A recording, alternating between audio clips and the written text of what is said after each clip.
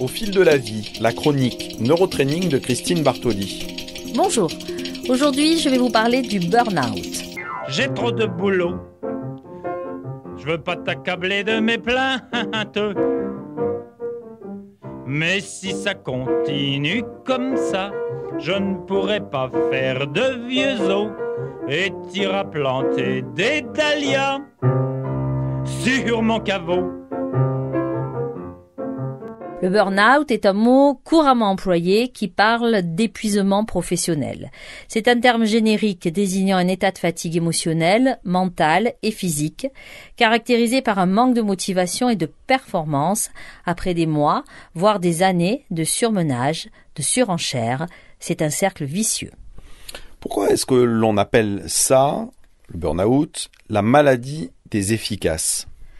Parce que ce sont les gens qui s'engagent, pour lesquels les bons résultats sont importants, qui sont très consciencieux dans leur activité, qui sont particulièrement menacés. En principe, chacun peut être victime du burn-out, c'est-à-dire pas uniquement ceux qui exercent une profession à haute responsabilité, mais aussi les chômeurs, les ouvriers, les retraités, les femmes de ménage, voire même les élèves.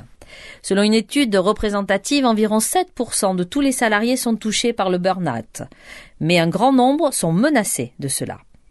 Ce qui est déterminant pour l'apparition d'un syndrome de burn-out, ce n'est pas le nombre d'heures de travail qu'on a fait dans une semaine ou la nature des tâches, mais des interactions complexes entre les conditions de travail et les situations individuelles qui mènent à l'exposition au stress prolongé et enfin à l'épuisement.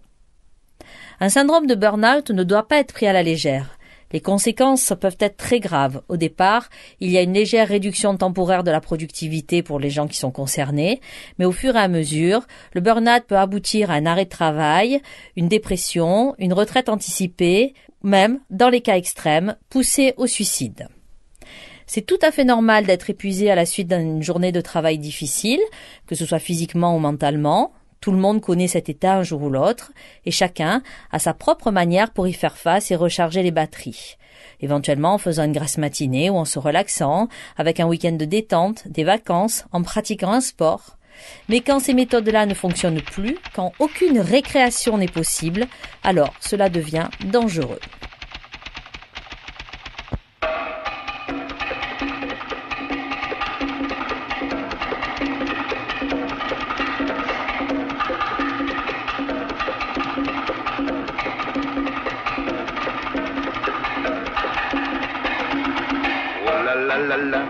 Je suis fatigué, je suis épuisé, mes reins brisés. Je suis condamné à perpétuité, à taper toute la journée.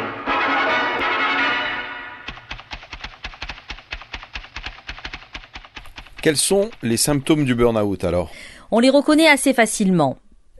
Une fatigue chronique, avec un épuisement mental, qui ne disparaît pas même après une période de repos. On prend de la distance avec le travail, on se désengage, on n'arrive plus à trouver du plaisir dans son travail. Bien évidemment, il y a aussi une kyrielle de troubles physiques, insomnie, maladies, problèmes de digestion, maux de tête, de dos, problèmes de tension, acouphènes, tachycardie. Des troubles psychiques peuvent aussi apparaître, une irritabilité accrue, une inquiétude intérieure, une agitation, un sentiment de vide, d'inutilité, de peur, d'ennui, voire de désespoir.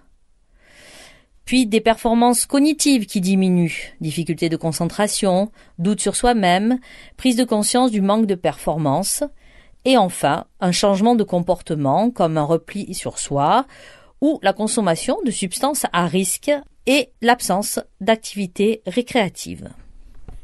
Christine Bartoli, quels sont les éléments qui favorisent le burn-out ? Alors bien évidemment, on va y trouver une grande quantité de travail, beaucoup de pression par rapport aux délais, de grandes responsabilités, un manque de ressources, un manque de responsabilité aussi. On va retrouver ça chez des gens qui ont des relations avec la clientèle fréquentes, intenses, exigeantes, un manque de récompense ou de rémunération, une dévalorisation du travail effectué. Souvent aussi une mauvaise coopération du travail en équipe avec un manque de communication, un manque de soutien des collègues, des conflits de rôle ou de valeurs, Et aussi, ce peut être la peur de perdre son travail. Il y a 2 approches pour réduire ce stress. Éliminer les facteurs de stress extérieurs. Donc, essayer de trouver de l'entente avec ses collègues, essayer de discuter avec les dirigeants, essayer de s'organiser différemment. Et aussi, une modification d'attitude vis-à-vis des stresseurs. Et c'est là que le neurotraining intervient pour aider les personnes à prendre du recul, à comprendre leur état de stress, pourquoi ils en sont là, et trouver des solutions.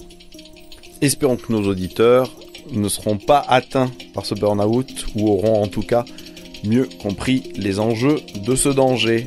Merci Christine Bartoli. On peut retrouver cette chronique sur votre page Facebook Neurotraining Christine Bartoli, la réécouter, la podcaster, poser éventuellement des questions ou des sujets qu'on voudrait voir traités.